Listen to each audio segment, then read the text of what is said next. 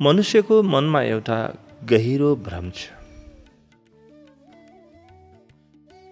त्यो भ्रम के हो भने जीवन विपरीत दिशामा गइरहेको छ वा जान सक्छ।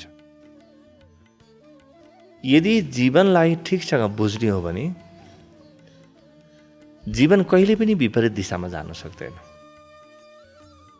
यदि जीवनलाई ठिकसँग बुझ्ने हो भने जीवनले कहिल्यै पनि गलत बाटो वा विपरीत बाटो लिन सक्दैन।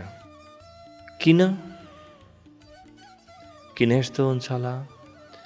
कारण के हो भने जीवनको आफ्नो बुद्धिमत्ता हुन्छ। जीवनले सबै कुरा आफै व्यवस्थित गरिरहेको हुन्छ। जीवनभित्रको ज्ञान पूर्ण हुन्छ। जीवनभित्रको स्मृति मेमोरी पूर्ण हुन्छ। जीवनको विज्ञान पूर्ण हुन्छ। न जीवनमा अज्ञान हुन्छ, न विस्मृति हुन्छ, न आफैलाई सुसङ्गठित गर्ने विषयको अभाव हुन्छ। त्यसकारणले जीवन विपरीत दिशामा जान सक्दैन र पनि जीवन विपरीत दिशामा गएको छ भन्ने तपाईँको अनुभव छ।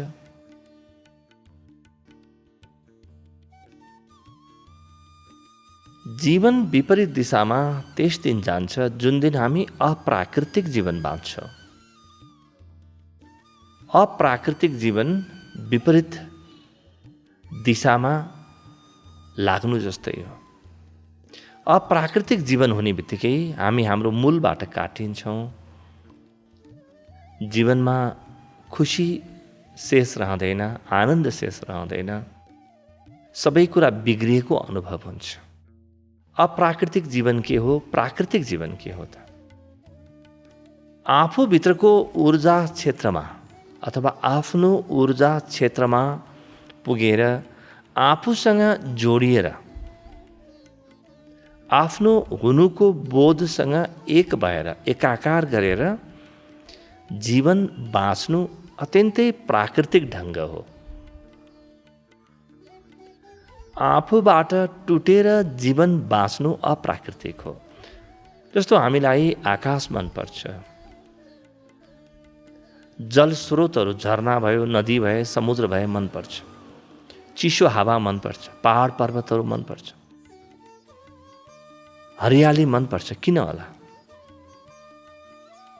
त्यो पहाड पर्वतमा, हरियालीमा, ती झरनाको छेउमा, त्यो खुला आकाशमा त्यहाँ म र मेरो बीचमा कोही पनि हुँदैन। आफैसँग भित्र कतै हामी जोडिने मौका पाउँछौँ। जब हामी प्रकृतिसँग जोडिन्छौँ त्यतिखेर हामी आफैसँग जोडिने मौका पाउँछौँ। प्रकृतिमा हल्ला खल्ला हुँदैन। प्रकृति पुरै स्तब्ध छ, पुरै मौन छ। प्रकृतिमा यदि हावा बगेको छ भने पनि हावाको सङ्गीत छ। प्रकृतिमा वायुको कारणले अथवा अरू कुनै कारणले रुखका पातहरू हल्लिएका छन् भने त्यसको आवाज पनि निसर्गको आवाज जस्तै छ। अत्यन्तै प्यारो आवाज, मौनको आवाज जस्तै। प्रकृतिमा जन्मिने कुनै पनि आवाज हामी आफूभित्रको ओमकार जस्तै हुन्छ।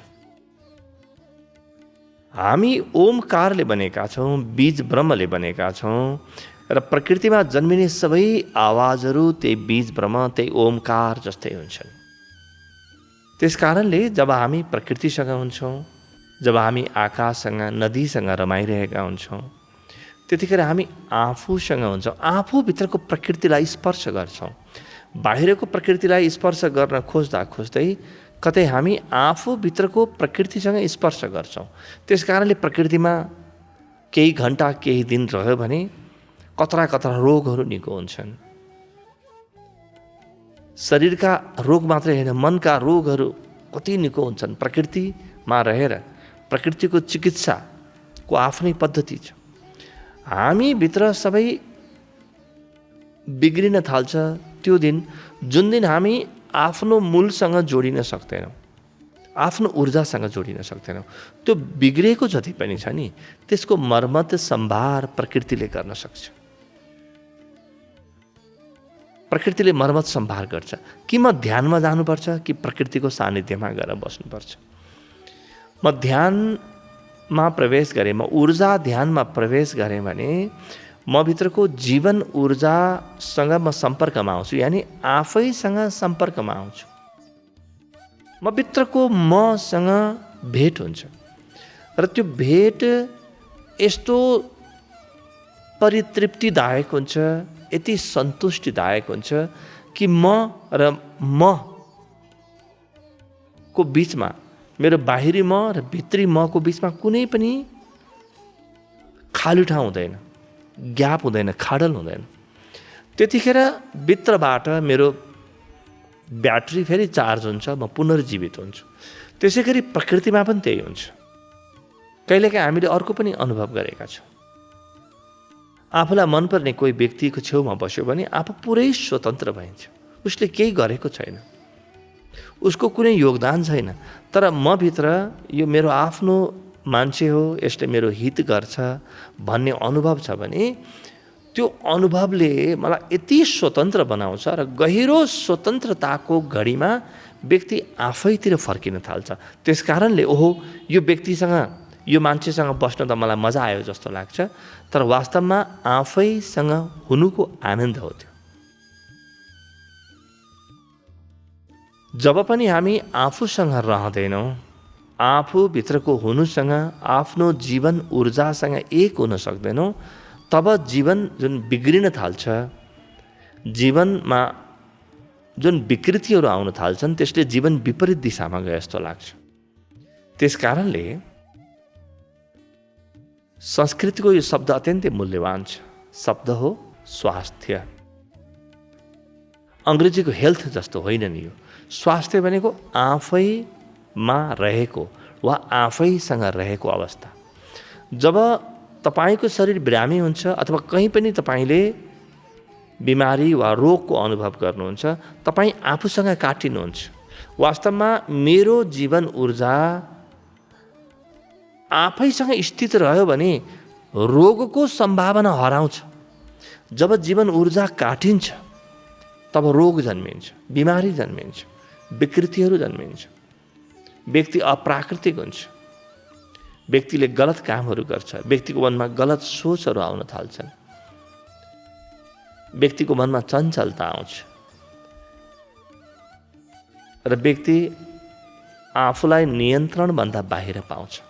जब ऊ स्वस्थ हुन्छ, स्वस्थ यानि सोमा स्थित, आफूमा स्थित हुन्छ, आफूभित्रको ऊर्जामा स्थित हुन्छ, त्यतिखेर रोगको कुनै सम्भावना रहँदैन। ऊर्जा ध्यानभन्दा राम्रो चिकित्सा पद्धति अर्को छैन, हुन पनि सक्दैन। किन?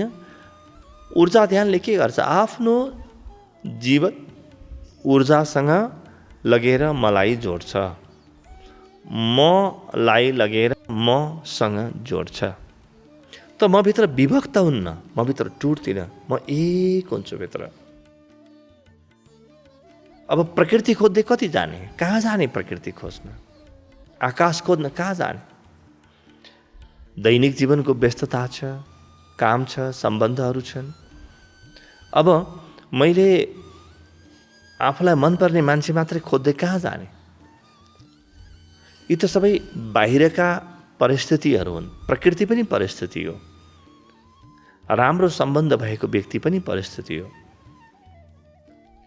अब यी परिस्थिति ठिक होलान् अनि बल्ल म आफूसँग जोडिउँला भने त मेरो जीवन विपरीत दिशामा गएर पुरै विकृत हुन्छ, अस्वस्थ हुन्छ, रोगी हुन्छ, तनावले घेरिएको हुन्छ र सिद्धिन्छ।